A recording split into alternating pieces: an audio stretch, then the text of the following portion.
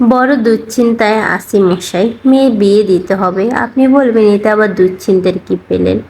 টাকার জোরেই সব। টাকার জোরে পাত্র কিনে পাত্রীর সঙ্গে হাত মিলিয়ে সুখী সংসার সাজিয়ে দাও। সবই তো টাকার খেলা। ঠিকই, দুনিয়া টাকার চাকার বাঁধা, টাকার চাকায় গড়ায়, কিন্তু কোন দিকে, সুখের দিকে না দুঃখের দিকে? ধরা যাক বেটে মাটি চাটি করে লাখে উঠে লক্ষ্মীমন্ত একটি বাবাজি আমি ধরে নিয়ে এলাম, বেশ দাপটির সঙ্গে বিয়ে দিলাম। খুব শিক্ষিত, দেখতে শুনতে ভালো, ঘর সাজিয়ে দিলাম, কোনো কৃপণতা করলাম না। এটা আমার মেয়ে সুখী হবে তো? মানুষের বাহিরটা দেখে ভিতর দেখা যায় না। প্রথম রাতে হাসি, প্রথম রাতে সদাচার, রাত না পোহাতে যদি কান্না আর কদাচারে কাতুর্য হয়ে ওঠে, বলতে পারেন যদি কথায় নদীর জলে। তুমি কত খুঁজবে না? দেখো অরেঞ্জ, দেখো একটা অরেঞ্জ, দেখো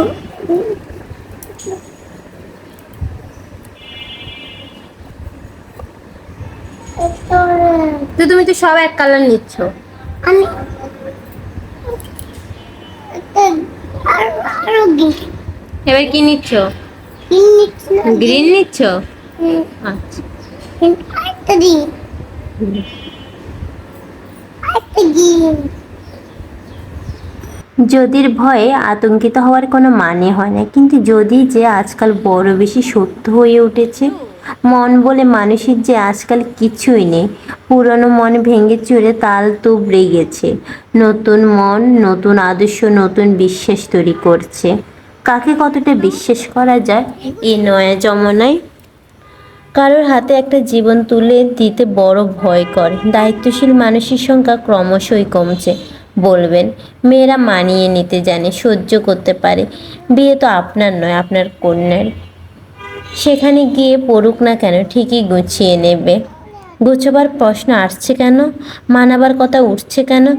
যথোচিত মূল্য আমি যখন একটি পাত্র কিনেছি, তখন সে তো অনেকটা কেনা জুতো, কেনা জামার মতনই। খুঁত খুঁত করে মেনে নেবার প্রশ্ন আসে কি করে?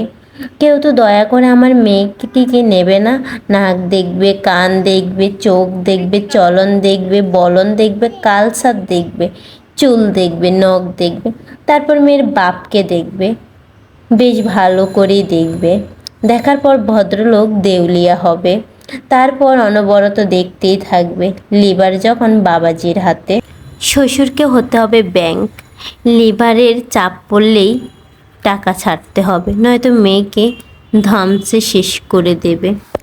আমার প্রতিবেশীর কাহিনী শুনে ভয়ে মরি। বেশ শাসালো ঘরে একমাত্র মেয়েকে পাত্রস্থ করেছিলেন। পয়সার অভাব নেই, কিন্তু কুছুটে স্বভাব। বাবাজি বায়না ধরলেন একটি স্কুটি চাই। মেয়ের বিয়ে দিয়ে ভদ্রলোক সর্বশান্ত, একটু দম নিতে চেয়েছিলেন। মেয়েটি কিন্তু বেদম হয়ে গেল। দিন কাতর, কম্বল ধোলাই চলল।